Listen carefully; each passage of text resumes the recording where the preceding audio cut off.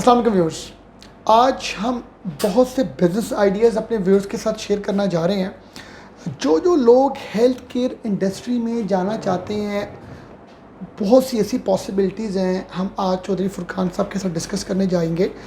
हम लोगों को ये लगता है कि हेल्थ केयर इंडस्ट्री में वही लोग आते हैं जो डॉक्टर्स होते हैं, वही इस इंडस्ट्री का हिस्सा बनते हैं।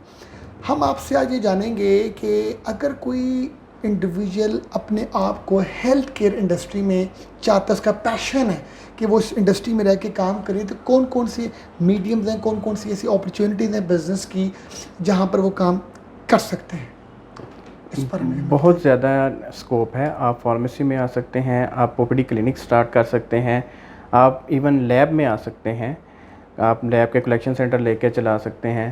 लाइक मेरा अगर आप कहते हैं तो मैंने स्टार्ट फार्मेसी से किया था, उसके बाद मैंने इसको सोन देखा कि मैं इसको मज़ीद आगे लेके चल सकता हूँ, तो फिर मैंने इसको मेडिकल सेंटर में शिफ्ट किया। अब मेरा मेडिकल सेंटर भी है और साथ में फार्मेसी का भी सेटअप है। तो बेसिकली पैशन की बात है, पैशन हो तो इंसान क्या नहीं कर सकता। फार्मेसी स्टार्ट करने के बेसिक, क्योंकि आपकी फार्मेसी भी है, तो क्या बेसिक प्रिंसिपल हैं अगर कोई स्टार्ट करना चाहे उसको आप क्या एडवाइस करेंगे? सबसे पहले तो आपको बेसिक नो हाउ लेनी है और लाइसेंस लेना है। पंजाब हेल्थ केयर कमीशन से क्लिनिक के लिए लेना है, फार्मेसी के लिए अपने पंजाब फार्मेसी काउंसिल से अभी हम फार्मेसी की बात करें। फार्मेसी पंजाब फार्मेसी काउंसिल के साथ जो फार्मासिस्ट रजिस्टर्ड हैं उनसे आपने उनके साथ, या आपकी फैमिली में है कोई, आपका बहन है, भाई है, आप उनके साथ इंगेज करके उनको लाइसेंस अप्लाई करें और स्टार्ट करें अपना बिज़नेस। तो इस लाइसेंस की जो रिक्वायरमेंट्स होती हैं मेन वो कौन कौन सी होती हैं? लाइसेंस की मेन रिक्वायरमेंट फार्मासिस्ट है। मतलब कोई भी फार्मेसी है, आप कैटेगरी ए में अगर काम करते हैं तो कैटेगरी ए ही सबसे अच्छी है, जिसके अंदर फॉर्म डी बी फार्मासिस्ट जो हैं, एमफिल जो हैं, उनका आप लाइसेंस अप्लाई करें उनके नेम के ऊपर, उसके बाद आप इसको स्टार्ट करें। तो ये तो एक किसी भी टाइम में ये एक कन्फ्यूजन या एक प्रॉब्लम बन सकती है कि ओनरशिप इन्वेस्टमेंट मतलब मेरी है और लाइसेंस उस फार्मेसिस्ट के नाम पर है, तो ये कहीं ना कहीं नहीं, ऐसा नहीं है, क्योंकि एग्रीमेंट होते हैं। मोस्टली तो आपकी फैमिली के अंदर भी स्टडीज़ के अंदर कोई ना कोई फार्मासिस्ट होता है, लेकिन अगर नहीं भी है तो आप बाहर से भी हायर कर सकते हैं। एक म्यूचुअल एग्रीमेंट होता है उसके ऊपर, उसके अंदर फार्मासिस्ट ने सर्विस देनी होती है, उसने आना होता है अपना, उसने भी चेक एंड बैलेंस रखना होता है। सेकंड क्या ऐसी अपॉर्चुनिटी है हेल्थ केयर में जो आप हमारे व्यूअर्स के साथ शेयर करना चाहिए अदर देन फार्मेसी? आप ओपीडी क्लिनिक स्टार्ट कर लें। ओपीडी क्लिनिक के अंदर आप एक सेटअप लें, सेटअप तैयार करें, उसके अंदर आप डॉक्टर्स को हायर करें, क्योंकि उधर तो जो भी सर्विसेज है वो डॉक्टर्स ने प्रोवाइड करनी है। सेटअप आपका होगा, आपकी मैनेजमेंट होगी, आपने स्टाफ हायर करना है और मिनिमम बजट के साथ ये आप स्टार्ट कर सकते हैं, क्योंकि आपने एक बिल्डिंग लेके उसको रेनोवेट करना है। ठीक है। ऑफिस उनके डॉक्टर्स के रेडी करने हैं। ओपीडी के अंदर कोई थिएटर नहीं है, राइट, कोई इमरजेंसी सर्विसेज नहीं होती। डॉक्टर्स ने आना है, उन्होंने अपनी प्रैक्टिस करनी है, पेशेंट देखने हैं, डेट्स इट। तो इसके लिए कोई लाइसेंस लेना पड़ता है कि नहीं?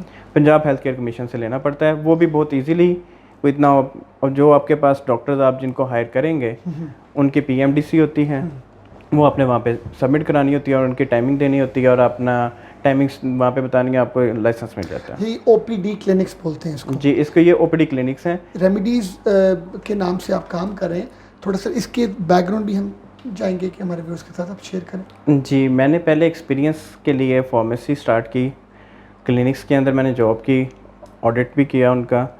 2011 में मैंने फार्मेसी का सेटअप किया विद इन ओपीडी क्लिनिक, जहाँ पे रेडियोलॉजी की सर्विसेज भी थी और 2 डॉक्टर्स भी बैठते थे।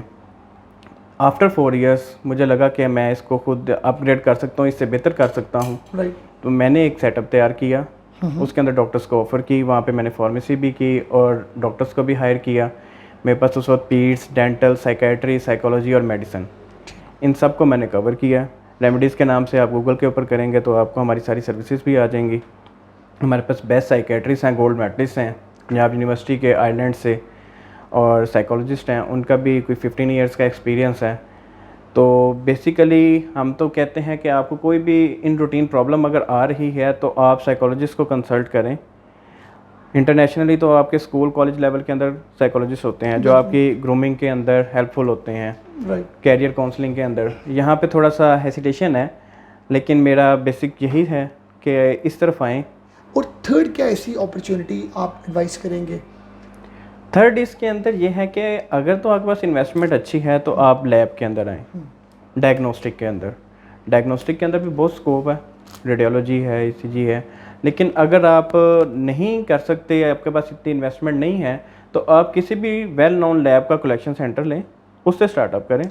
उसकी एक बेसिक फ़ीस होती है, आपने एक फ्लेबोटोमिस्ट रखना है जो सैम्पलिंग करेगा, और कंप्यूटर है जस्ट, इससे ज़्यादा टेबल है, एक छोटा सा सेटअप है, आप कहीं पे भी इसको कर सकते हैं। उस लैब का एक चेन होती है, वो ब्लड सैम्पलिंग खुद ही ले जाएगी, ऑनलाइन रिपोर्टिंग हो जाएगी, आपको जो भी आपके टर्म्स एंड कंडीशन लैब के साथ डिसाइडेड हैं वो आपको मिल जाएंगे। लाजमी नहीं है कि आप डॉक्टर हों, ये देखें आप फार्मेसी भी कर सकते हैं, ओपीडी क्लिनिक स्टार्ट कर सकते हैं, इसके बाद आप लैब कर सकते हैं। पेशेंट को जब कोई इमरजेंसी होती है तो उसको क्या करना चाहिए? उसको किसी प्राइवेट मतलब प्राइवेट हॉस्पिटल में जाना चाहिए, किसी सरकारी में जाना चाहिए? सरकारी का एक ऑलरेडी माइंडसेट हमारा होता है यार कि हमें उस तरह की अच्छी सर्विसेज नहीं मिलेंगी, प्राइवेट में होता है कि बहुत एक्सपेंस हो जाएगा हमारा। तो मतलब बीइंग एज ए एक्सपर्ट, क्या आप इस बारे में? इनिशियली जी हम तो रिकमेंड करते हैं कि सबसे पहले गवर्नमेंट हॉस्पिटल में जाना चाहिए, जो भी नियर बाय हो। अच्छा, जो भी नियर बाय, जो भी नियर बाय हो। अगर कोई स्पेसिफिक प्रॉब्लम है, अगर हड्डियों का मसला है तो गुर्की में जाएं, अगर न्यूरो से रिलेटेड इशू है तो हम कहेंगे जनरल में जाएं। अगर हेड इंजरी वगैरह है, आपको वहाँ पे बेस्ट सर्विसेज मिलेंगी। रश ज़रूर होगा, लेकिन उनका पर्पज़ होता है कि आप एज सुन एज पॉसिबल आपको सेव किया जाए। राइट। उसके बाद अगर आप समझते हैं वहीं पे ही आपको डॉक्टर्स का रेफरल मिल जाएगा, आपको पता चल जाएगा यहाँ पे एसोसिएट प्रोफेसर ने हमें देखा है, तो ये एसोसिएट प्रोफेसर का आप उनसे पूछ सकते हैं कि ये बहुत अच्छा इनका बिहेवियर था कि सर आप प्राइवेट कहाँ पे प्रैक्टिस करते हैं, हम इस रश से निकल के आपको वहाँ पे दिखाना चाहते हैं। तो बाद में आप फॉलोअप के लिए उनको प्राइवेट क्लिनिक विजिट कर लें। उसके बाद आपके पास एक अच्छा एक्सपीरियंस और एक अच्छा डॉक्टर की भी अवेलेबिलिटी हो जाएगी। किस तरह का अगर प्रॉब्लम हो तो किस तरह का हॉस्पिटल बेहतर है ट्रीटमेंट के लिए? सर आप जनरल इमरजेंसी में तो किसी भी हॉस्पिटल में जा सकते हैं, लेकिन अगर आपको हेड न्यूरो से रिलेटेड अगर इशू आता है तो हम कहेंगे general hospital. Right. Neuro sciences का वहाँ पे इंस्टीट्यूट है प्रॉपर। उसके बाद अगर आपको हड्डी का मसला है, फ्रैक्चर्स का है, तो हम कहेंगे गुर्की। ठीक है, हार्ट से रिलेटेड इशू है तो हम कहेंगे PIC। आप रात के 12 बजे भी वहाँ पे जाएंगे तो इमरजेंसी में आपको सर्विसेज मिलेंगी। ठीक है, ये सबसे बेहतर है कि इधर इनकी स्पेशलिटीज़ हैं। चिल्ड्रन हॉस्पिटल के अंदर जाएं, लोड ज़रूर होगा, लेकिन आपको उस फील्ड के अंदर एक्सपर्ट लोग मिलेंगे वहाँ पे। अगर हमारे पास कोई ऐसी व्हीकल नहीं है हम पेशेंट को लेके जा सकें तो हमें ऑब्वियसली एम्बुलेंस को कॉल करना पड़ता है। तो एम्बुलेंस के हवाले से भी कुछ सुनने को आता है कि जो ड्राइवर हजरात हैं वो कहीं ना कहीं अपनी लाइकिंग डिसलाइकिंग में आपको लेके जाते हैं, तो उस बारे में कोई अपना एक्सपीरियंस समझाएंगे? जी आपने बिल्कुल सही बात की है। यहाँ पे प्राइवेट कुछ ऐसी चेन्स हैं, को प्राइवेट एम्बुलेंसेस की सर्विसेज हैं जो इस तरह की प्रैक्टिस करती हैं, लेकिन इसके अंदर हम कहेंगे इससे बचने का तो बेहतर तरीका यही है कि पंजाब में तो 1112 है, बहुत अच्छा इदारा है, आप इसको करें। आप सेकेंडली आप ये कोशिश करें कि ईडी है या इस तरह की सर्विसेज पर रिलाई करें। इन केस ऑफ कोई इमरजेंसी होती है तो आप अपना माइंड इतना कॉन्फिडेंट रखें कि हम जहाँ जा रहे हैं, जहाँ आपको किसी ने बताया वहीं जाएं। नहीं तो ड्राइवर हजरात की ये कोशिश होती है कि हम किसी ऐसे ही जगह पे आपको ले जाएं जहाँ से उनको कोई बेनिफिट मिल सके। मुझे बताएं कि बहुत से लोगों को ये पता नहीं होता कि ये डॉक्टर है नहीं है, बस क्लिनिक देखा, बहुत से स्कैम्स हम देखते हैं, तो इस बारे में भी थोड़ा एजुकेट करें कि अगर कोई पेशेंट डॉक्टर के पास जाता है तो एटलीस्ट उसको ये पता हो ये डॉक्टर है, कोई ऐसा पैरामेडिक स्टाफ नहीं है, क्योंकि इस तरह की हमें बहुत चीज़ें देखने को मिलती हैं। सर ऐसे है कि इसी वजह से मैं बेसिकली इस फील्ड में भी आया था। फार्मेसी के बाद मैंने क्लिनिक के सेटअप में इसीलिए आया था क्योंकि यहाँ पे ऐसा बहुत है। कुछ वार्ड बॉयज़ होते हैं हॉस्पिटल में या किसी फार्मेसी में काम किया तो वो अपना क्लिनिक बना लेते हैं। राइट। सबसे बड़ी बात है कि वो अपने बोर्ड के ऊपर MBBS नहीं लिख सकते। आप किसी भी डॉक्टर के पास जाते हैं, GP के पास भी जाते हैं, एटलीस्ट वो MBBS होना चाहिए, आपको पता हो कि एक डॉक्टर है। अगर कोई डॉक्टर ऐसा नहीं लिखता, अपने लेटर हेड पे नहीं लिखता या अपने बोर्ड के ऊपर नहीं लिखता, तो समथिंग इज़ रॉन्ग। तो उनके पास बिल्कुल भी नहीं जाना चाहिए। बिल्कुल भी नहीं जाना चाहिए। ऐसे लोग आपको ख़राब करेंगे। वो आपको वक्ती तौर पे फ़ायदा ज़रूर दे सकते हैं, कुछ स्टीरॉइड्स वगैरह देंगे जिसका आपको इन दी लॉन्ग रन आपकी हेल्थ इश्यूज़ आएंगे, वो प्रॉब्लम करेगा आपके लिए। जाते जाते आप हमें कोई ऐसा मैसेज दें हमारे व्यूअर्स को जो बड़ा आपके एक्सपीरियंस या आपके एक्सपीरियंसेस के हवाले से आपने वो उसको सीखा और लर्न किया हो, कुछ शेयर करें। सर मेहनत, पैशन, कोई भी काम करना है आपने उसके अंदर आपका पैशन होना चाहिए। रिसोर्सेज उतार चढ़ाव ज़िंदगी में आता है, मेरी लाइफ में भी आया है, बहुत अच्छा वक्त भी है, डाउन भी आता है, लेकिन आपका पैशन होना चाहिए। जब आप पैशनेट हैं अपने किसी भी काम के साथ, कोई काम छोटा बड़ा नहीं है, कोई भी काम है आप पैशनेट हैं तो एक दिन आपको कामयाबी ज़रूर मिलती है। अल्लाह ताला हर किसी को मौका देता है। चलें जी, एक्सेलेंट। बड़ा बड़ा अच्छा मैसेज आपने हमारे व्यूअर्स को दिया।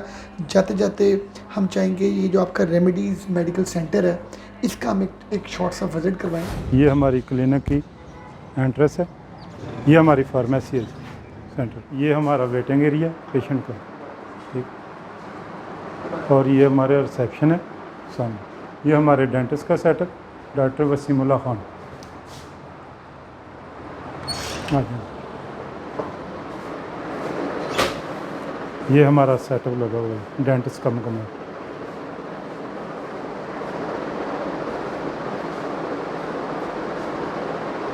ये हमारे डॉक्टर का रूम है, साइकेट्रिस्ट और psychologist.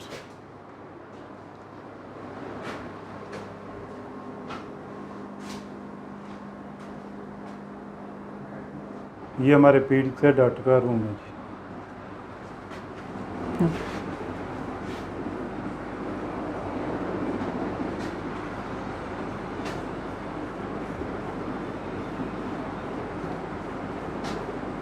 Thank you very much जी, आपने हमें टाइम दिया। व्यूअर्स आपने हमें देखा, बहुत शुक्रिया।